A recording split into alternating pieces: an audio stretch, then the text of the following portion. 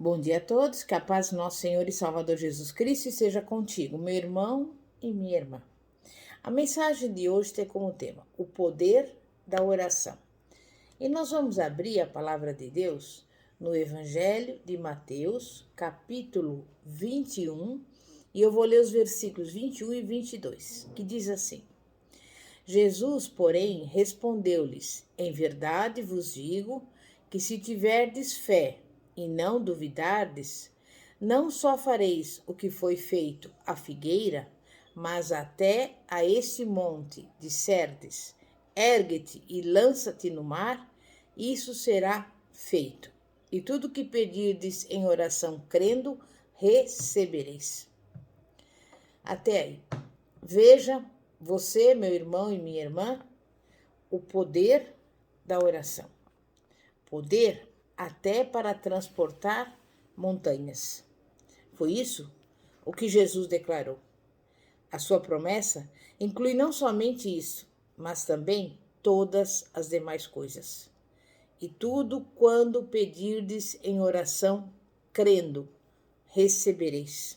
É exatamente o que está escrito no versículo 22 do capítulo 21 de Mateus. Talvez, neste momento, você esteja carregando um pesado fardo. Talvez uma enfermidade grave, ou um embaraço financeiro, ou um problema no seu casamento ou no relacionamento. Mas qualquer que seja a sua necessidade, você tem ao seu alcance o meio de resolvê-la. Poder para transportar montanhas. Mas você precisa aprender o segredo de liberá-lo. Apenas desejar que as coisas melhorem não dá resultado. A maneira certa de orar, a respeito da qual Jesus falou ao dizer: se me pedirdes alguma coisa em meu nome, eu farei, fará com que você tenha a resposta em todas as orações. João 14, versículo 14. Talvez um dos fatores que mais levam uma pessoa a perder a fé é supor que muitas das suas orações não são atendidas, por não ser da vontade de Deus respondê-las. Embora seja verdade que às vezes algumas pessoas peçam coisas que não são da vontade do Senhor conceder, o fato é que muitas outras coisas que pedem estão em harmonia com a vontade revelada de Deus. É da sua vontade que os doentes sejam curados, que gozemos de boa saúde, que venhamos obter vitória sobre a opressão e o medo, que as nossas necessidades sejam supridas, que prosperemos e tenhamos saúde, assim como bem vai a nossa alma. Terceira carta de João, capítulo 2. Não é da vontade de Deus que o seu povo, em sua vida de oração, se reconcilie ou com a derrota ou com o fracasso. Ele quer que as orações produzam resultados tangíveis, tal como acontecia nos dias bíblicos. Orar não é um recurso extremo a que se deve recorrer em uma emergência. Orar é parte integrante da nossa vida cotidiana. Quando aprendemos o segredo de orar, toda ela se converterá numa sequência de milagres. Notem as poderosas respostas que as orações dos homens da Bíblia alcançaram. Quando Abraão, já em idade avançada, desejou ter um filho de Sara, sua esposa, Deus operou nela o milagre, abrindo-lhe a madre, e ela pôde conceber um varão.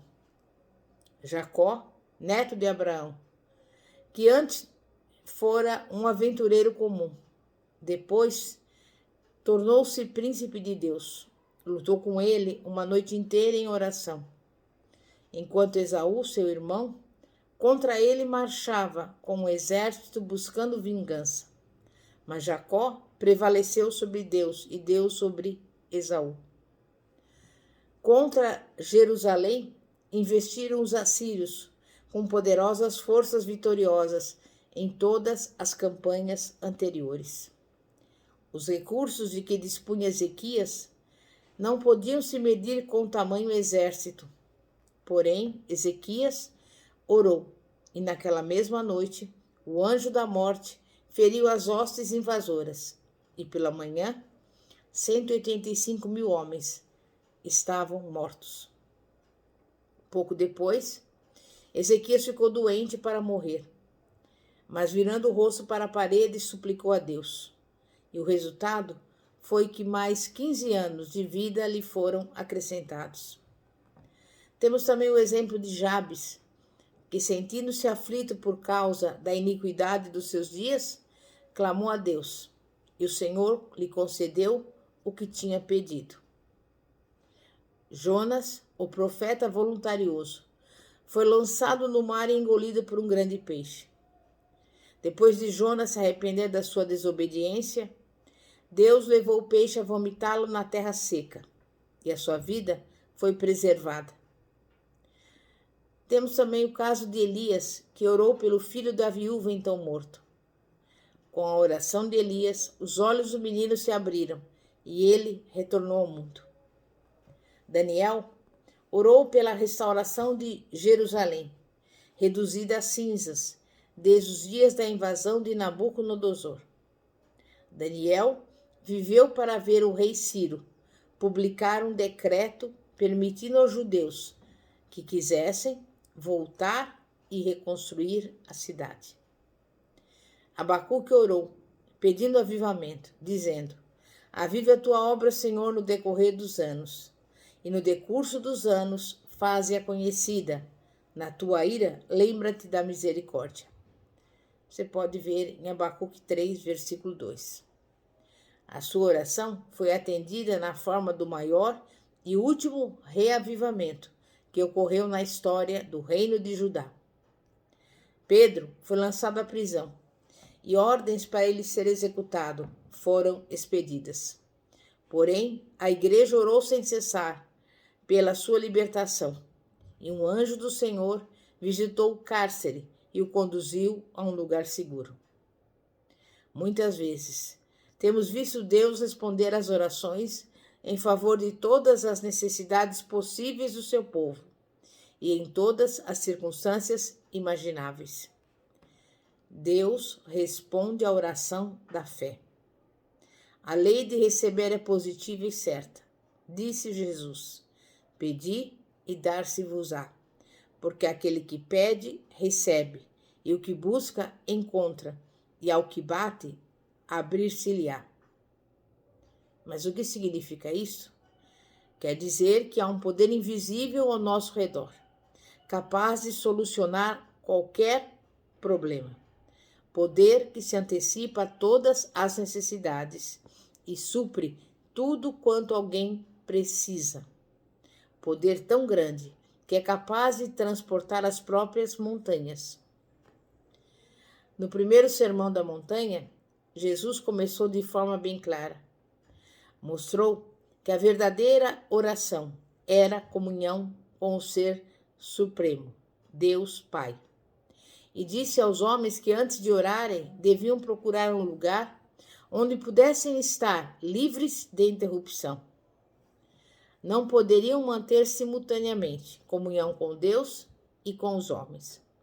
Mandou-lhe Jesus que entrassem em seus aposentos, fechassem a porta e então orassem a seu Pai Celestial, que vê em secreto. Para dar ênfase ao seu argumento, ele lhes fez lembrar dos fariseus, que oravam pelas esquinas das ruas a fim de serem vistos pelos homens. Acautelou seus discípulos que não se tornassem semelhantes a eles. Mas por que motivo os homens devem ficar a sós quando oram? Porque no ato da oração, as pessoas entram na presença de Deus. Quando alguém ora, deve estar consciente de que chega ao seu Criador, aquele que é digno de toda a reverência e respeito. Quase todos sabem que Deus está nos céus. Porém, o grande segredo da oração É você saber compreender que Ele também está presente no aposento em que você se encontra. É compreender que Deus está realmente ali, que torna a oração eficaz e poderosa. Quando alguém compreende que Deus está no próprio aposento em que se encontra, não será negligente na conversação que vai ter com Ele. Pois Jesus disse: "E orando, não useis de vãs repetições, como os gentios, porque presumem que pelo seu muito falar serão ouvidos." Mateus 6, versículo 7. Deus está no céu e também na terra. Quando Davi, perseguido por Saul, fugia de lugar, esteve prestes a crer, achar-se Deus tão distante que não o poderia ouvir a tempo de o livrar. Davi precisou aprender que onde quer que ele estivesse, Deus ali também estava. No Salmo 139, dos versículos 6 a 10, ele reconhece isso, embora admitindo não poder compreender.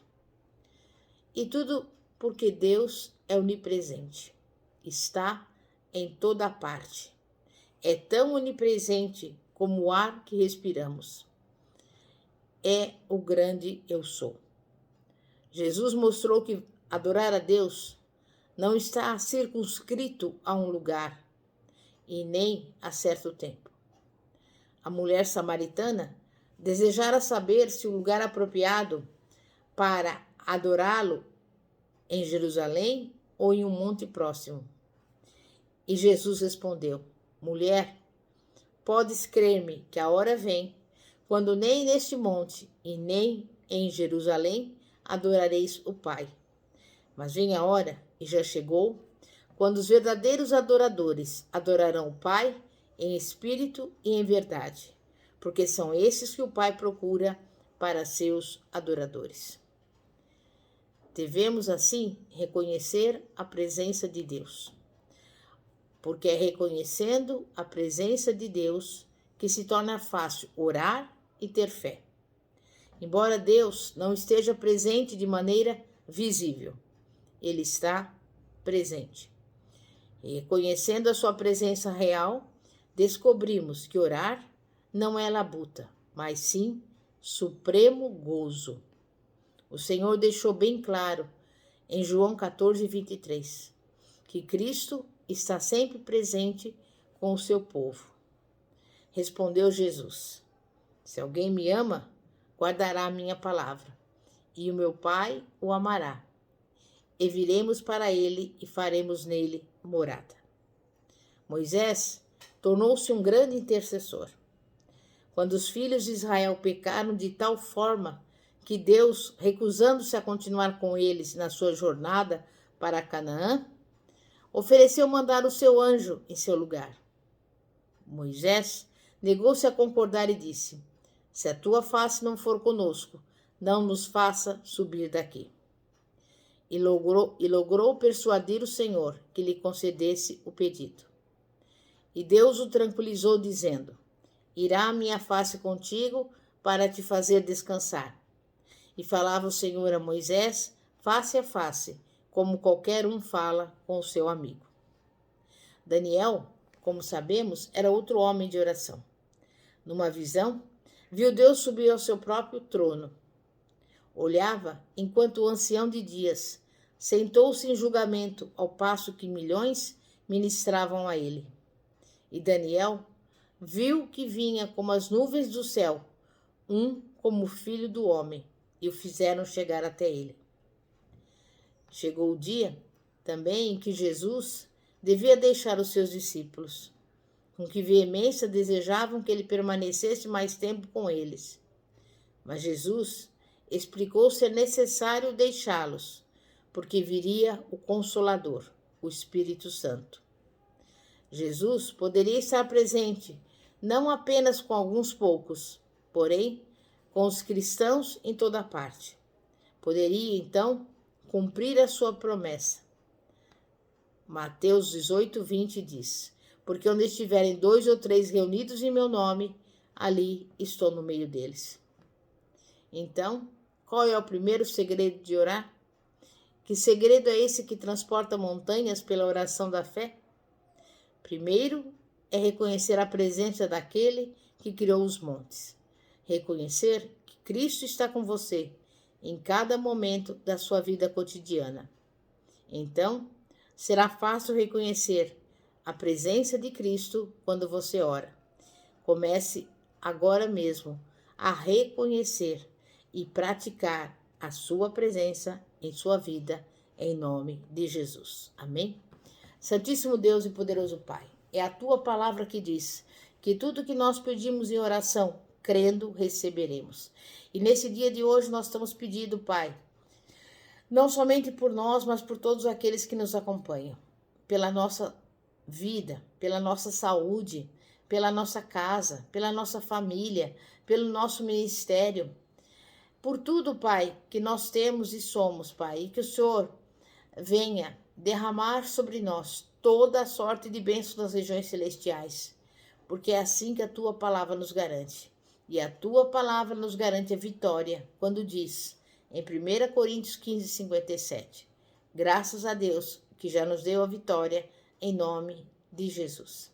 Por isso, e nesse dia de hoje, eu te convido a também praticar a oração, crendo e confiando no Senhor, que é o Todo-Poderoso, porque tudo que nós pedimos em oração, crendo, receberemos. E que você, neste momento, receba tudo aquilo que você está pedindo, em nome de Jesus. Amém? Pastora Fátima, da Igreja Evangélica Apostólica Poder de Cristo. Que a paz de nosso Senhor e Salvador, Jesus Cristo, esteja contigo. Glória a Deus.